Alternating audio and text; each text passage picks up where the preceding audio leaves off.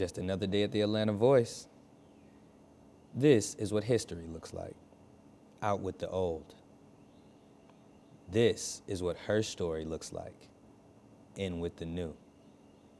It's an extraordinary feeling, and it's deeply humbling. This is the year that Shirley Chisholm ran for president, which was one of those moments where we got to think about what the future could look like, what leadership could look like. And I'm just excited to be part of this legacy, part of this conversation about changing the face of leadership and creating diversity in how we think about ourselves and our access to power. Our editor got a chance to sit down with Ms. Abrams for a one-on-one. She said this about our campaign. Listen up. My campaign is premised on the idea that progress is about getting to prosperity, and that you don't have to abandon your principles and your beliefs to be successful, especially in the South. I became the first woman to lead either party in the history of Georgia, the first African American to lead in the House of Representatives, and I never compromised who I was to do so.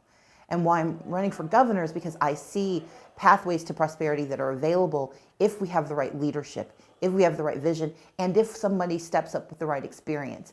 And that's me. I'm a proven leader who has been a tri-sector leader, public space, the private space, the nonprofit space. And by bringing all those things together, I think I can lead Georgia into a much better and much stronger future. And what about that black girl magic? I think the phrase black girl magic tries to encapsulate a larger narrative, which is that the barriers that women of color face, particularly African American women, that those barriers can seem impenetrable and unbeatable. And yet when they happen, the effect is felt everywhere. What we call black girl magic really is about how black women own their space and create opportunities for others to come into being, to be a part of what we achieve.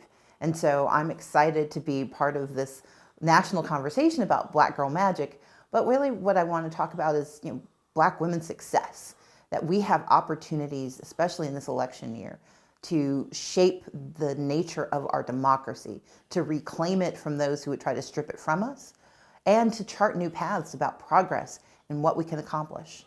Ms. Abrams spoke on the importance of family in her campaign and why she's the candidate for all families in the state of Georgia. We create our own families. I come from a very large family. I'm one of 6 children. But my parents have also adopted my niece who's 11. And my parents are 69 years old raising a preteen. I have nieces and nephews who are extraordinary young people that I get to spend time with. I have a brother who's serving time in a state prison who has a mental health issue.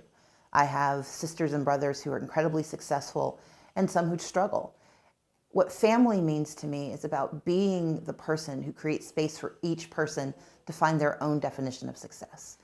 Not the traditional notion of family, not even a singular idea, but really, how do you have a governor, how do you have a leader who believes that everyone has the right to be successful and is willing to help carve paths for everyone? I'm going to be the best governor for families because I understand that families come in all different shapes and sizes, that they come in different ways, and they come together at different times, but that we should always make certain that no matter who you are, you have the ability to be successful and to prosper. As the final shots were taken, Ms. Abrams said her official words, and it was done. History, or should I say her story, in the making.